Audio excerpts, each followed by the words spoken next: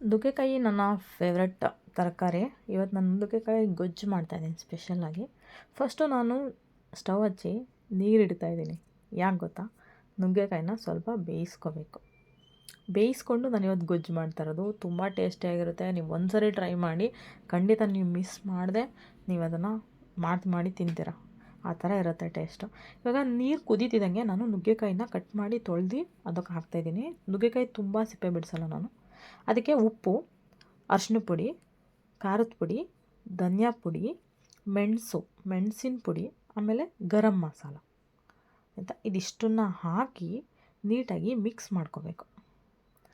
ಇದಿಷ್ಟನ್ನು ನೀಟಾಗಿ ಮಿಕ್ಸ್ ಮಾಡಿ ಕುದಿಯೋಕ್ಕೆ ಬಿಡಬೇಕು. ಅದು ಬೇಯಬೇಕು. ಒಂದು 10 ಮಿನಿಟ್ಸ್ ಆದರೂ ಅದು ಬೇಯಬೇಕು ಆಯಿತಾ. ಇವಾಗ ಇದು ಬೇಯ್ತಾ ಇದೆ. ನಾನು ಇದನ್ನು ಸೈಡಲ್ಲಿ ಇಟ್ಬಿಟ್ಟು ಮಸಾಲ ರೆಡಿ ಮಾಡ್ಕೊತೀನಿ.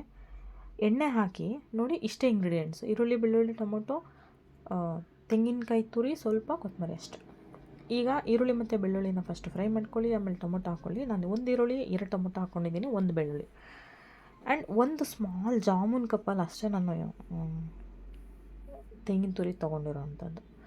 ಈಗ ಅದು ಎರಡು ಆ ಕಡೆ ಅಲ್ಲಿ ಬೇಯ್ತಾ ಇದೆ, ಈ ಕಡೆ ನಾನಿಲ್ಲಿ ಇದನ್ನು ಫ್ರೈ ಮಾಡ್ಕೊತಾ ಇದ್ದೀನಿ. ಇದು ಫ್ರೈ ಮಾಡಿಕೊಂಡು ಆರಿಸ್ಕೋಬೇಕು. ತೆಂಗಿನ ತುರಿನೂ ಹಾಕಿ ಸ್ಟವ್ ಆಫ್ ಮಾಡಿ ಇದನ್ನು ಆರಕ್ಕೆ ಬಿಡಿ. ಆರಿದ್ಮೇಲೆ ಮಿಕ್ಸಿ ಮಾಡ್ಕೊಳ್ಳಿ. ನಾನು ಯಾವಾಗಲೂ ಸ್ವಲ್ಪನೂ ವೇಸ್ಟ್ ಮಾಡೋಲ್ಲ. ಕೊತ್ತಂಬರಿ ಸೊಪ್ಪಲ್ಲಿ ಅದನ್ನೆಲ್ಲ ನೀಟಾಗಿ ತೆಗೆದು ಜಾರ್ಗೆ ಹಾಕೋತೀನಿ. ಇದು ನುಗ್ಗೆಕಾಯಿ ಬೆಂದಿರೋ ನೀರು, ಬೇರೆ ಎಕ್ಸ್ಟ್ರಾ ನೀರು ಹಾಕಿಲ್ಲ ನಾನು. ಈಗ ನುಗ್ಗೆಕಾಯಿ ಬೆಂದಿದೆ, ಸ್ವಲ್ಪ ಅರ್ಧ 80% ಬೆಂದಿದೆ. ಅದನ್ನು ನೀರು ಸೋಸಿ ನಾನು ಸೈಡ್ಗೆ ಇಡ್ತಾ ಇದ್ದೀನಿ.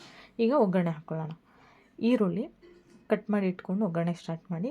ಸಾಸಿವೆ ಹಾಕಿ, ಕರಿಬೇವು, ಆಮೇಲೆ ಈರುಳ್ಳಿ, ಒಂದು 4 ಒಣಮೆಣ್ಸಿನ್ಕಾಯಿ, ಇದಿಷ್ಟನ್ನು ಹಾಕಿ ಸ್ವಲ್ಪ ರೋಸ್ಟ್ ಮಾಡಿ. ಅದು ಒಂದು ಬ್ರೌನ್ ಕಲರ್ ಬರೋವರೆಗೂ ರೋಸ್ಟ್ ಮಾಡಿ. ನಾವೇನು ಬೇಯಿಸಿಟ್ಕೊಂಡಿದ್ದೀವಲ್ಲ ಆ ನುಗ್ಗೆಕಾಯಿನ ಅದರೊಳಗೆ ಹಾಕಿ.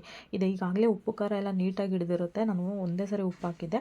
ಇವಾಗ ನಾನು ರುಬ್ಬಿಟ್ಕೊಂಡಿದ್ನಲ್ಲ ಪೇಸ್ಟು, ಅದನ್ನು ಸಹ ಇದಕ್ಕೆ ಹಾಕಿದ್ದೀನಿ. ಇದನ್ನು ಸ್ವಲ್ಪ ತುಂಬ ಹೊತ್ತೇನು ತಿರುಗಿಸೋ ಅಗತ್ಯ ಏನಿಲ್ಲ. ಸ್ವಲ್ಪ ಇದ್ರ ಜೊತೆಗೆ ನಾವೀಗ 1 ಸ್ಪೂನ್ ನಾನು ಕಡಲೆ ಬೀಜ ಮತ್ತು ಮೆಣಸಿನ್ಕಾಯಿನ ಪುಡಿ ಮಾಡಿ ಇಟ್ಕೊಂಡಿದ್ದೀನಿ. ಕಡಲೆ ಬೀಜ, ನಾನು ಮೆಣಸಿನ್ಕಾಯಿ ಜಾಸ್ತಿ ಹಾಕಿಲ್ಲ, ಕಡಲೆ ಬೀಜ ಪೌಡ್ರದು, ಮತ್ತು ಸಾಂಬಾರು ಪುಡಿ 1 ಸ್ಪೂನು. ಇಲ್ಲ ಅಂದರೆ ಖಾರದ ಪುಡಿ ಮತ್ತು ಧನಿಯಾ ಪುಡಿನೇ ಹಾಕ್ಕೋಬೋದು, ಸಾಕು. ಇದಕ್ಕೆ ನೀರು ನಾನೇನು ಬೇಯಿಸೋಕ್ಕೆ ಯೂಸ್ ಮಾಡಿದ್ನಲ್ವ ಅದೇ ನೀರನ್ನ ನಾನು ಇಲ್ಲಿ ಹಾಕ್ತಾಯಿದ್ದೀನಿ. ಎಕ್ಸ್ಟ್ರಾ ನೀರು ಯೂಸ್ ಮಾಡಬೇಡಿ. ಏನು ನೀವು ಬೇಯಿಸೋಕೆ ಹಾಕ್ಕೊಂಡಿರ್ತೀರೋ ಅಷ್ಟು ನೀರು ಮಾತ್ರನೇ ಮಾಡ್ಕೊಳ್ಳಿ. ತುಂಬ ಚೆನ್ನಾಗಿರುತ್ತೆ ಇದು ಮುದ್ದೆಗೆ, ಅನ್ನಕ್ಕೆ, ಎಲ್ಲದಕ್ಕೂ. ನೀವು ಒಂದ್ಸರಿ ಟ್ರೈ ಮಾಡಿ ನೋಡಿ. ವಿಡಿಯೋ ಇಷ್ಟ ಆದರೆ ಪ್ಲೀಸ್ ಲೈಕ್ ಮಾಡಿ, ಶೇರ್ ಮಾಡಿ, ನನ್ನ ಸಪೋರ್ಟ್ ಮಾಡಿ.